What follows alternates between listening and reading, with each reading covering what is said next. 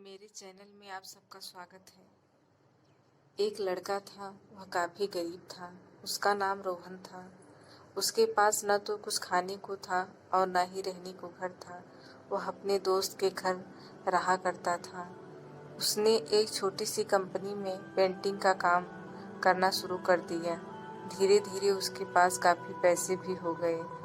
बाद में वह काफ़ी धनी भी हो गया, लेकिन अभी भी उसके अंदर कुछ कमी का एहसास होता था। जब वह छोटा था तभी उसके माता पिता मर गए थे। उसे कभी माँ बाप का प्यार नहीं मिला। एक दिन जब वह अपने किसी काम से बाहर गया था तो उसे एक लड़की दिखी जिसका नाम रोशनी था। रोशनी दिखने में काफ़ी सीधी और खूबसूरत थी। रोहन को देखते ही रोशनी को प्रेम हो गया। वह काफ़ी देर तक रोहन को देखती रही। कुछ देर बाद रोशनी वहाँ से चली गई। कुछ दिनों तक रोहन रोशनी को खोजता रहा, लेकिन उसे रोशनी नहीं मिली। लेकिन नियति ने एक दिन रोशनी को रोहन से मिला ही दिया। रोशनी रोहन के घर काम की तलाश में आई। रोहन ने रोशनी को काम के लिए रख लिया। जब रोशनी रोहन से मिलने आई तो उस समय रोशनी को देखकर रोहन हड़बड़ाहट में कुछ भी साफ से नहीं बोल पा रहा था, जिससे रोशनी को लगा कि रोहन गूंगा है। रोहन भी जान गया था कि रोशनी हमें गूंगा समझती है।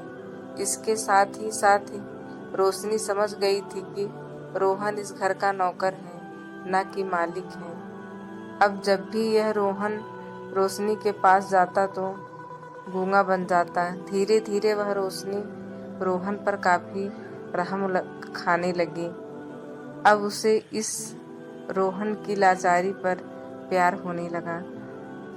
लेकिन फिर वह रोशनी एक बात से डर कर पीछे हट जाती थी, क्योंकि रोशनी के भी माता पिता बचपन में ही मर चुके थे। रोशनी को उसके मामा ने पाला था और वह चाहते थे कि जब तक वह जिंदा रहेंगे रोशनी उनके खाने और पीने का पैसा दे। रोशनी का प्रेम रोहन के लिए हद से भी ज़्यादा बढ़ने लगा। रोहन के एक खांसी पर भी रोशनी दौड़कर रोहन के पास पहुंच जाती थी। अब रोहन भी समझने लगा था रोशनी मुझसे बहुत प्यार करती है। रोहन भी रोशनी से बहुत प्यार करता था। उसने पहले रोशनी के बारे में सब कुछ पता किया। जब उसे सब पता चल गया तो वह बहुत रोया, क्योंकि उसने रोशनी से गूंगे होने का झूठ जो बोला था। वह अब दिन रात रोता और परेशान रहता था। रोशनी अपने सैलरी में से रोहन का इलाज करवाने के बारे में सोचती थी। एक दिन सुबह ही रोशनी को पता चला कि रोहन हॉस्पिटल में भर्ती है। वह दौड़ते हुए जब हॉस्पिटल में पहुंची तो उसने देखा कि रोहन बेड पर बेहोश पड़ा है। उसके पास आसपास काफ़ी मशीन लगी हुई थी। जब रोशनी ने डॉक्टर के पास जाकर पूछा तो डॉक्टर ने उसे बताया कि लड़का अब कभी नहीं बोल सकता। उसने अपनी जीभ को काटने की कोशिश की है। इसके साथ ही उस डॉक्टर ने रोहन का लिखा लेटर रोशनी को दिया। उस पत्र में लिखा था, मैं एक काफ़ी धनी लड़का हूँ। जिस घर में तुम काम करती हो उस घर का मालिक मैं ही हूँ। लेकिन इसके साथ ही मैंने तुमसे एक बहुत बड़ा झूठ बोला है कि मैं गूंगा हूँ। अब इस झूठ का पश्चाताप करने के लिए मैं ऐसा काम करने जा रहा हूँ।